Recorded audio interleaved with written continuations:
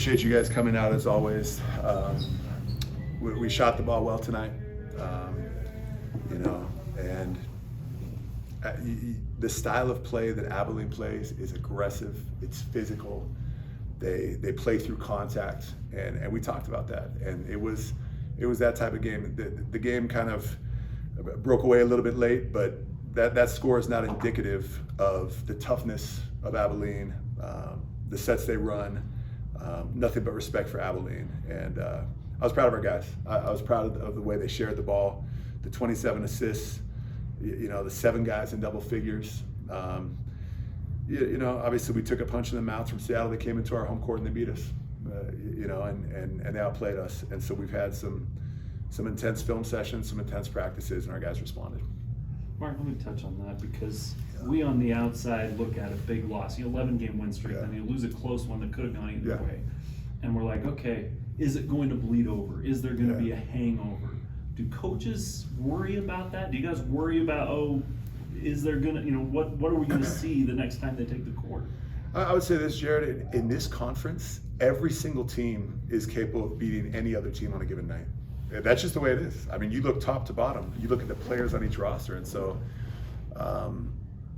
the preparation, there were tense moments this week in terms of preparation, in terms of accountability from things we could have done better. And coming into this game, we knew it was going to be a battle.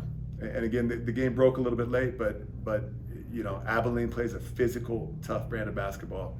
And, we did not want to have a letdown coming off a home loss. How nice was it to see that? I mean, it's a 2-point game and you go on a big run and then you never let them back into it. How nice was it for you to see them take care of business like that? Well, it was great to see. It was great to see because, any basketball coach, all the basketball players, you have to be able to play from behind. You also have to be able to play with a lead. And it's going to be very few teams just get into a game and go up 20 and win. That just doesn't happen. So you have to be able to manage and play with both. And so, like we talked about, the game was a close game at times, especially in the first half. And so, to be able to play with a lead, that was good to see, because we've had certain issues that we focused on that will allow us to get better as a team, and some of those areas we shored up tonight. I mean, he said it pretty well, so I don't know what else I need to. I want to ask though. I do want to ask, and I told Carter I was going to ask this. What's with the wearing the suit at home? But on the road, it's a nice casual pullover or, relaxed polo shirt. Okay. Is that a packing thing? So look, coming from the NBA, everyone wore suits. The pandemic hit, everyone stopped wearing suits. A lot of us, including myself, were conflicted because you want to keep wearing a suit, the professional. But if the whole industry is going away from suits, then sometimes you got to go with the industry. You can't be the lone wolf out there wearing a suit. 99% of every coach is going khakis in the polo.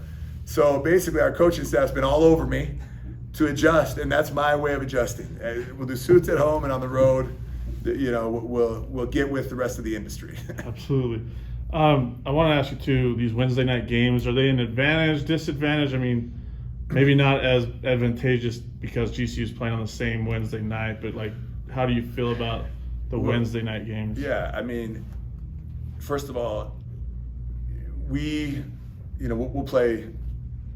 The WAC does the best job scheduling possible, and they're adding a lot of different variables, balancing a lot of different things. That being said, any team that plays on a Wednesday and that has 2 days of prep, 2 days of rest, I mean, every coach is going to feel that's some type of advantage. Every coach feels it. Now, it wasn't meant to be an advantage because of the scheduling nuances, gym times, arena availability, but look, for us tonight, Grand Canyon's playing, we're playing, each team will have 2 days of rest, 2 days of prep. Going back to what Jared was saying about the letdown after maybe a loss, is it good that you guys were able to get back as quick on a Wednesday after that loss, or does it really matter? Well, when I became the head coach at Utah Valley, I talked to Mike Montgomery a lot, and he made a great point. He said, look, losses are always going to sting. They're going to hurt you. He said it takes about a day to get over it, to process the film, to give feedback to the players, to give feedback to yourself as a coach. Look at the things that I can do better as a head coach. Our staff, we try to be introspective. We try to look at the things that we can do better. It's a painful process at times to see things happen in the game that you worked on, that you emphasized that didn't happen, to see things in the game that you did not anticipate as a coaching staff, and so all those things, all those things happen, and it's part of the growing process. You talk about Aziz's reaction when you guys sing happy birthday to him at shoot around by chance? Aziz is just a tremendous human being. His personality will fill up a room, and he is beloved by his teammates. Aziz Bandago is beloved by his teammates, by this community. He's just been embraced, and he's one of our own, and he represents Senegal.